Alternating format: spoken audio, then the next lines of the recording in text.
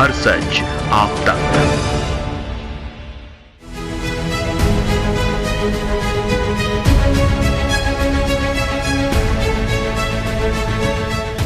राम की नगरी अयोध्या में राम के नाम पर खेल करने का एक बड़ा मामला प्रकाश में आया है, जिसमें सरयू नदी के किनारे दूब क्षेत्र की जमीनें, सरकारी नजूल की जमीनें और ग्रामीण क्षेत्र की जमीनों के एक बड़े हिस्से को सरकारी अधिकारियों की मिलीभगत से बड़े पैमाने पर प्रॉपर्टी डीलरों ने बेचा है। इस खरीद फरोख्त में किसी भी मानक का पालन नहीं किया गया है, जिसके दृष्टिगत अयोध्या विकास प्राधिकरण ने 40 ऐसे प्रॉपर्टी डीलरों की लिस्ट जारी की है, जिन्होंने गैर कानूनी तरीके से जमीनें खरीदी बेची है और वहां प्लाटिंग कराकर कॉलोनी बसा दी। सबसे बड़ी शर्मनाक बात यह है कि इन प्रॉपर्टी डीलरों की लिस्ट में अयोध्या की सदर विधायक वेद प्रकाश गुप्ता, महापौर ऋषिकेश उपाध्याय और मिल्कीपुर के पूर्व विधायक गोरखनाथ बाबा का नाम भी शामिल है।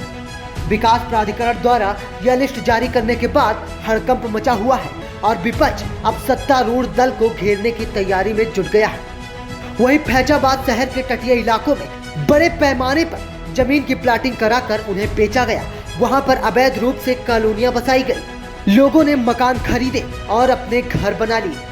बीते 15 दिन पहले जब विकास प्राधिकरण ने उस इलाके को नदी की तराई इलाका मानते हुए डूब क्षेत्र घोषित कर बुलडोजर लेकर मकानों को गिराना शुरू किया तो हड़कंप मच गया।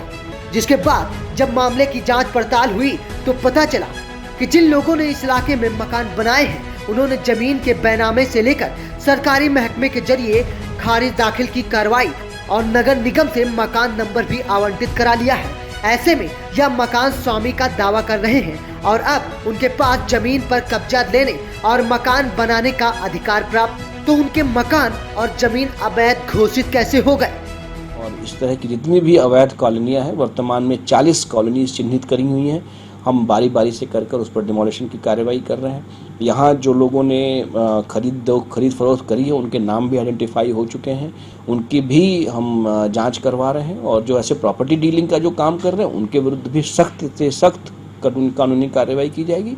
और जनता से मेरा ये अपील है कि इस तरह की अवैध कॉलोनी जो बनाई जा रही है, उनमें भवन बनाने का कोशिश नहीं करें, नक्शे को पास कराएं। हम लोग पूरी ईमानदारी से, मैं प्रयास करता हूं कि अब तो वैसे भी ऑनलाइन सिस्टम है, आप नक्शे की एप्लीकेशन डालिए, उसमें कहीं कोई दुविधा आती है, कोई परेशानी होती है या किसी प्रकार से परेशान किया जाता है तो मैं हमेशा उपलब्ध हूं, मुझसे बताइए।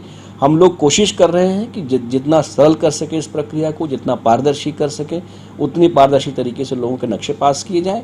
और अगर कोई बहका रहा है, बेवकूफ़ बनाता है, तो उसको भी हम लोग रोक सकें। इस विषय में मैंने जो निर्देश प्राप्त हुए थे उस दशा में हमने माननीय जिलाधिकारी महोदय से भी अनुरोध किया है कि अपने स्तर से भी आप जो रजिस्ट्री करने लोग आते हैं उनको भी चिन्हित करें कि अगर कोई इस तरह की प्लॉटिंग की मंशा से बार बार किसी क्षेत्र की रजिस्ट्रियाँ हो रही हैं तो उनका खारिज दाखिल ना किया जाए, उनकी रजिस्ट्री ना होने पाए।